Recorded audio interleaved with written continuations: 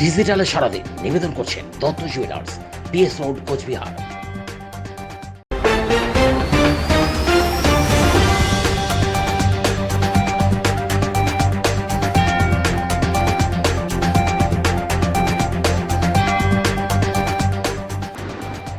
রাজ্যের মুখ্যমন্ত্রী মমতা বন্দ্যোপাধ্যায়ের ছবি পুনরায় কোচবিহার পৌর প্রধানের ঘরে টাঙিয়ে দিয়ে কোচবিহার পৌরসভা পৌর প্রশাসক ভূষণ সিংকে বিশ্বাসঘাতক রত্নাকর দস্যু বলে কটাক্ষ করলেন তৃণমূল কংগ্রেসের যুবনেতা তথা কোচবিহার দক্ষিণ বিধানসভা কেন্দ্রের তৃণমূল পরাজিত প্রার্থী অভিজিৎ দেব ভৌমিক। দীর্ঘদিন ধরে কোচবিহার পৌরসভা পৌর প্রধানের ঘরে লাগানো হয়েছিল রাজ্যের মুখ্যমন্ত্রী মমতা বন্দ্যোপাধ্যায়ের ছবি। বিধানসভা নির্বাচনের ঠিক আগ মুহূর্তে এই পৌরসভার পৌর প্রশাসক ভূষণ সিং তৃণমূল ছেড়ে বিজেপিতে যোগদানের পর মুখ্যমন্ত্রীর ছবি দেয়াল থেকে নামিয়ে রাখা হয় বলে অভিযোগ। এই ঘটনায় স্বাভাবিকভাবেই সীমাহীন ক্ষোভ পুঞ্জীভূত হয়েছিল তৃণমূল কর্মী সমর্থকদের হৃদয়ে।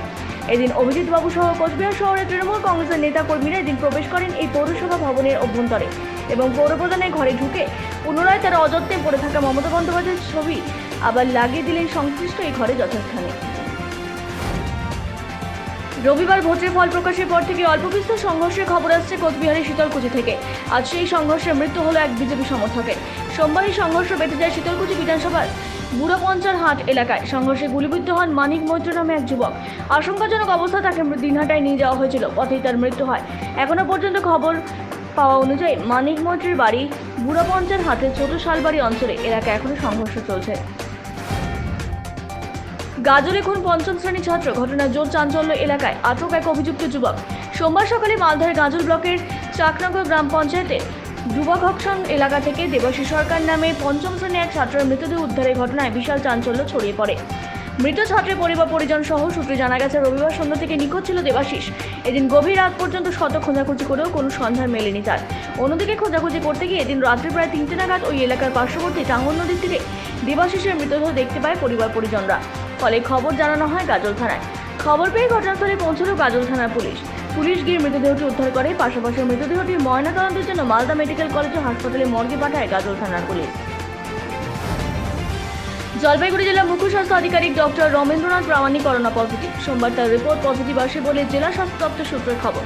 চিকিৎসকদের বিশেষ টিমের তত্ত্বাবধানে মুখ্য স্বাস্থ্য আধিকারিক ডক্টর রমেন্দ্রনাথ প্রামাণিক চিকিৎসাধীন রয়েছেন বলে জানান তিনি। সোমবার মুখ্য স্বাস্থ্য আধিকারিকের চেম্বার ও আশপাশ জায়গাগুলো জীবাণুমুক্ত করা হয়। অজ্ঞাত পরিচয় যুবকের মৃতদেহ উদ্ধার ঘিরে চাঞ্চল্য। ইংরেজবাজার শহরে আমবাজার সংলগ্ন এলাকায় একটি নয়নজুলি থেকে মৃতদেহ উদ্ধার হয়। নয়নজুলি পাশে তৃণমূলের ঝান্ডা লাগানো থাকায় রাজনৈতিক বিষয় রয়েছে কিনা খতিয়ে দেখছে পুলিশ।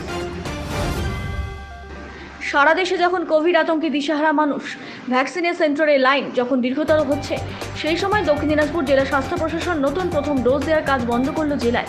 ভ্যাকসিন না নিয়ে ফিরতে হচ্ছে সাধারণ মানুষদের। বালুরঘাট জেলা হাসপাতালে ভ্যাকসিন সেন্টারে পোস্টার লাগিয়ে দেওয়া হয়েছে ভ্যাকসিনেশন আউট। মজুদ সংখ্যা কম থাকায় শুধুমাত্র দ্বিতীয় ডোজ দেওয়া হচ্ছে বালুরঘাট সহ দক্ষিণ দিনাজপুর জেলায়। অথচ কোভিড পরিস্থিতিতে দিন দিন সংক্রমণ বৃদ্ধি পাওয়ায় প্রথম ডোজ ভ্যাকসিন না পেয়ে আতঙ্কিত জেলাবাসী। মুখ্যমন্ত্রী মমতা বন্দ্যোপাধ্যায় গতকালই ঘোষণা করেছিলেন করোনা পরিস্থিতিতে এবার বিজয় মিছিল হবে না।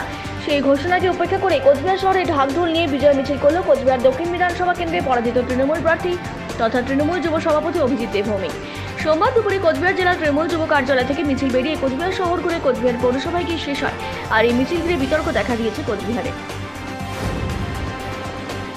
জয়ের পর চায়ের আড্ডায় খোশ মেজেছে আলিপুরদুয়ারে নব বিজেপি বিধায়ক সুমন কাঞ্জিলাল। আলিপুরদুয়ারে 5টি আসনে জয়লাভ করেছে বিজেপি। আলিপুরদুয়ারে তৃণমূল কংগ্রেস প্রার্থী সৌরভ চক্রবর্তীকে 16,300 ভোটে পরাজিত করেছেন দাপুটে এই নেতা। রীতিমতো আলিপুরদুয়ারে কলেজ হলচে পরিচিত সাধারণ মানুষের নিয়ে চায়ের আড্ডায় সময় কাটালেন তিনি। জলপাইগুড়িতে কোভিড আক্রান্তদের চিকিৎসায় তৎপর স্বাস্থ্য দপ্তর। সোমবার জলপাইগুড়ি বিশ্ববাংলা কোভিড হাসপাতালে 206 জন করোনা রোগী ভর্তি হয়েছেন। বর্তমানে 18 থেকে 45 বছরের মধ্যে ভ্যাকসিন দেওয়ার কোনো নির্দেশিকা জেলা স্বাস্থ্য দপ্তরের কাছে আসেনি, তাই এই মুহূর্তে তাদের ভ্যাকসিন দেওয়ার প্রক্রিয়া শুরু করা যাচ্ছে না। সোমবার এমনই জানালেন উত্তরবঙ্গের জনস্বাস্থ্য বিষয়ক ও এসডি ডক্টর সুশান্ত কুমার রায়। এখনো পর্যন্ত কোভিড হাসপাতালে এখনো 153টি বেড ফাঁকা রয়েছে বলে জানান তিনি। বেডের সংখ্যা নিয়ে অনেকেই অপপ্রচার করেছেন। বাংলাদেশের কক্সবাজারের রাম ও হিমছড়ি সৈকতে আবারও ভেসে এসেছে মৃত তিমি। রবিবার বিকেল 3:30টার দিকে উপজেলার খুনিয়াপালং ইউনিয়নের হিমছড়ি এলাকার সমুদ্র তীরে ভেসে আসে তিমিটি। গত 1 মাসের ব্যবধানে এখানে আরও 2টো তিমি মাছ ভেসে আসে। এই নিয়ে স্বল্প সময়ের ব্যবধানে বিশাল আকারে 3টি তিমি মৃত অবস্থায় ভেসে এলো। ইতিপূর্বে ভেসে আসা দুটো টিমের মৃত্যুর সঠিক কারণও নির্ণয় করা সম্ভব হয়নি। এই নিয়ে চরম উদ্বেগ উৎকণ্ঠা বিরাজ করছে পরিবেশবিদদের মাঝে। ভোটের ফলাফল ঘোষণাতে উত্তপ্ত হয়ে উঠল ফালাকাটা। রবিবার রাতে বিজেপির বেশ কয়েকজন কর্মী সমর্থকের বাড়ি ভাঙচুর করা হয় বলে অভিযোগ। ঘটনা আতঙ্ক ছড়িয়েছে ফালাকাটা ব্লকের ৮ মাইল বাজার এলাকায়। অভিযোগের তীর তৃণমূলের দিকে, যদিও অভিযোগ অস্বীকার করেছে তৃণমূল। আবারও রাজনৈতিক হিংসার বলি হলো আরেকজন বিজেপি কর্মী হারাধন রায় মৃত্যু হলো রাজনৈতিক সংঘর্ষে। ঘটনাটি ঘটেছে দিনহাটা ১ নম্বর ব্লকের সিতাই বিধানসভা কেন্দ্রের প্যাটলা গ্রাম পঞ্চায়েতের জামাদার বস এলাকায়। আজ সকাল থেকে উত্তপ্ত ছিল এই এলাকা। কাল গণনার পর জগদীশ চন্দ্র বর্মা বসুনিয়া টিএমসি প্রার্থী জয়ী হয়ে বের হওয়ার পর বিজেপি কর্মীদের অভিযোগ, আজ সকাল থেকে তৃণমূল কংগ্রেসের কর্মী সমর্থকরা বাড়িঘর ভেঙে দেওয়া থেকে বিজেপি কর্মী সমর্থকদের উপর নানা রকম অত্যাচার চালাচ্ছে, বোমাবাজি করছিল এবং এই ঘটনায় পিটিয়ে মারা হয় হারাধন রায়কে। অভিযোগ হারাধন রায়ের মায়ের। এই ঘটনায় দুজন টিএমসি কর্মী আহত অবস্থায় দিনহাটা হাসপাতালে চিকিৎসাধীন রয়েছে। কোচবিহার জেলা জুড়ে লাগাতার তৃণমূল কংগ্রেসের সন্ত্রাসের অভিযোগে কোচবিহার জেলা শাসকের সাথে সাক্ষাৎ করলেন কোচবিহার জেলা বিজেপি নেতৃত্ব সহ নবজয়ী ৫ জন বিজেপি প্রার্থী। এদিন জেলা শাসক দপ্তর থেকে বেরিয়ে সাংবাদিক সম্মেলন করেন বিজেপি কোচবিহার জেলা পর্যবেক্ষক অভিজিৎ বর্মন। শুরুতেই তিনি জানান, বিজেপি প্রার্থীদের জয়ী করার জন্য সাধারণ জনগণকে ধন্যবাদ ও অভিনন্দন জানিয়েছেন। কাউন্টিং শেষ হওয়ার পর থেকে তৃণমূল হারমাদরা বিজেপি কর্মীদের বাড়ি ভাঙচুর করার পাশাপাশি গরু থেকে শুরু করে টাকা পয়সা গয়না লুট করে নিয়েছে বলে অভিযোগ করেন। এছাড়া বিজেপি কর্মীদের ওপর হামলা করার পাশাপাশি বিজেপি কর্মী মানিক মৈত্রকে গুলি করে হত্যা করা হয়েছে। সোমবার সন্ধ্যায় জলপাইগুড়ি শহরে চলল আধা সামরিক বাহিনীর রুট মার্চ। রবিবার বিধানসভা নির্বাচনে ফল ঘোষণা হয়। ফলে ঘোষণার পরবর্তীতে কোনো অশান্তি যাতে না ছড়ায় সেই কথা মাথায় রেখে এদিন জলপাইগুড়ি কোতোয়ালি থানা ও আধা সামরিক বাহিনী রুট মার্চ করল শহরে থানা মোড়, কদমতলা মোড়, ডিবিসি রোড, মার্চেন্ট রোড প্রভৃতি এলাকায়। নির্বাচন পরবর্তী কোনো অপ্রীতিকর ঘটনা বা হিংসা এড়াতেই আধা সামরিক বাহিনীর ও পুলিশের রুট মার্চ বলে পুলিশ সূত্রে খবর। প্রয়োজনে অশোক ভট্টাচার্য সাহায্য নেবে বলে জানালেন জয়ী বিজেপি প্রার্থী শঙ্কর ঘোষ। একসময় উনি শহরের জন্য কাজ করেছেন, এখন বিজেপি পার্টির হয়ে মানুষের কাজ করতে চাই এবং আশা করি ওনার শুভ কামনা থাকবে। চারবার জয়ের পর মন্ত্রীদের দাবি উঠল রাজগঞ্জের প্রার্থী খগেশ্বর রায়। ভোট গণনা ফল ঘোষণা হতে তৃণমূল শিবিরে মন্ত্রিত্ব পদ নিয়ে শোরগোল বিধানসভা জুড়ে। 2021 বিধানসভা কুরুক্ষেত্র ময়দানে বিপুল সংখ্যক আসন জয়লাভ করে পুনরায় 3 বারের জন্য নবান্নের চেয়ারে তৃণমূল শিবির। স্বাভাবিকভাবেই রাজ্যের শহরতলি থেকে গ্রামীণ এলাকায় সবুজ আবিরে খেলা অব্যাহত রাত থেকেই। উল্লেখ্য, 2009 সালে বিধানসভায় মাত্র 9 জন বিধায়কের মধ্যে অন্যতম ছিলেন খগেশ্বর রায়। কার্যত উত্তরবঙ্গের তৃণমূলের কান্ডারি বললেও ভুল হবে না। ধারাবাহিকভাবে রাজগঞ্জ বিধানসভা কেন্দ্রে বিপুল ভোটে জয়লাভ হতে দলের বিভিন্ন গুরুত্বপূর্ণ দায়িত্ব সামলেছেন। বিভিন্ন গ্রাম পঞ্চায়েতে নেতৃত্বের দাবি অবিলম্বে খগেশ্বর রায়কে মন্ত্রিত্ব পদ দেওয়া হোক।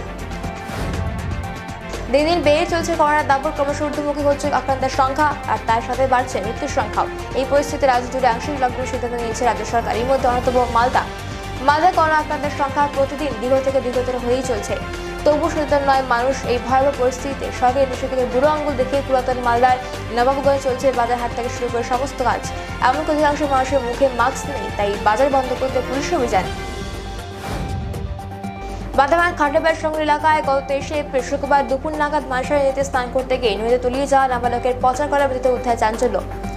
স্থানীয় পুলিশ সূত্রে জানা গেছে, ওই দিন কয়েকজন বন্ধুর সঙ্গে নদীতে স্নান করতে যায় ওই নাবালক নিপায়ন বিশ্বাস। ঘটনা ঘটে যাওয়ার পর থেকে একটানা কয়েকদিন পুলিশি প্রশাসনের পক্ষ থেকে স্পিড বোট এবং ডুবুরি নামে তল্লাশি চালানো হলেও দেহের সন্ধান মেলেনি বলে জানা যায়। সংক্রমণ রোধে রাজ্যে চলছে আংশিক লকডাউন। তারই মধ্যে শহরকে সুস্থ রাখতে প্রতিদিন ভোর 5টা থেকে শিলিগুড়ি শহর জুড়ে জীবাণুমুক্তকরণে কাজ করছে শিলিগুড়ি ব্যবসায়ী উত্তম ব্যানার্জি। প্রতিদিন সকালে যেমন জীবাণুমুক্তকরণে কাজ করছে, তেমনি নিজের ব্যবসার পাশাপাশি রোজ দিন নিজের প্রতিষ্ঠানের সামনে রাস্তায় দাঁড়িয়ে পথ চলতি মানুষকে স্বাস্থ্যবিধি মেনে চলার আবেদনও তুলে ধরেন তিনি। বাংলাদেশের মাদারীপুরের শিবচর উপজেলার বাংলা বাজার ফেরিঘাটে বালিভর্তি বাঘের সঙ্গে স্পিডবোটের সংঘর্ষে 26 জন নিহত হয়েছে। এই ঘটনায় 5 জনকে জীবিত অবস্থায় উদ্ধার করা হলো। এখনও নিখোঁজ রয়েছে বেশ কয়েকজন। সোমবার সকাল 7টার দিকে মাদারীপুরের বাংলা বাজার ফেরিঘাটে পুরনো কাঠের বাড়ি ঘাটে এই দুর্ঘটনা ঘটে। নির্বাচনী ফলাফল বের হওয়ার পর থেকে উত্তপ্ত করছে বিভিন্ন স্থানে চলছে লুটপাট বলে অভিযোগ। ভেঙে দেওয়া হচ্ছে দোকান বাড়ি। ভীতি সন্ত্রস্ত হয়ে বিজেপি কর্মীরা আশ্রয় নিয়েছেন কোচবিহার জেলা কার্যালয়ে। রবিবার রাত থেকে বিছানা করে আশ্রয় নিয়েছেন বিজেপি পার্টি অফিসে। বিজেপি কর্মীরা জানিয়েছেন, যদি তৃণমূল এসব বন্ধ না করে তাহলে বিজেপি কর্মীরাও চুপ থাকবে না।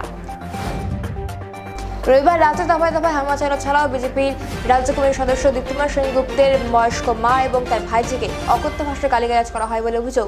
এছাড়াও বাড়ির সামনে বোমা ফাটানো হয় এবং বাড়ির চারদিকে টিনের বেড়া ভাঙচুর করার চেষ্টা করা হয়। তৃণমূলের পক্ষ থেকে অবশ্যই অভিযোগ অস্বীকার করা হয়েছে। রবিবার গভীর রাতে ভাঙচুর করা হয় বেশ কয়েকটি বিজেপি কর্মী সমর্থকের বাড়ি। এলাকা জুড়ে আতঙ্কের ছায়া। ভোটে উত্তরবঙ্গে আসন্ন ফল করতে পারে তৃণমূল কংগ্রেস। শিলিগুড়ি শহর সংলগ্ন ডাকবাম কুচবিহার বিধানসভা কেন্দ্রের নির্বাচনে পরাজিত হয়েছেন তৃণমূল কংগ্রেসের প্রার্থী প্রাক্তন পর্যটন মন্ত্রী গৌতম দেব। এরপর থেকে শহরের বিভিন্ন এলাকায় তাণ্ডব চালায় তৃণমূল কংগ্রেসের কর্মী সমর্থকরা, এমনই অভিযোগ তোলেন শহরের এলাকাবাসীরা। শিলিগুড়ি পুরসভার ৪০ নম্বর ওয়ার্ড রসদপল্লী প্রায় ২০টি বাড়িতে হামলা চালায় দুষ্কৃতীরা। ভাঙচুর করা হয় বিজেপি অঞ্চল সভাপতি বিশ্বজিৎ পোদ্দারের বাড়ি, গাড়ি সহ আসবাবপত্র। মারধর করা হয় বিজেপি কর্মী সমর্থকদের। গণনা দিন বিকেল থেকে দিনহাটা মহকুমা আশপাশের বিভিন্ন অঞ্চল সহ বিভিন্ন এলাকায় সন্ত্রাসের ঘটনা ঘটেই চলছে।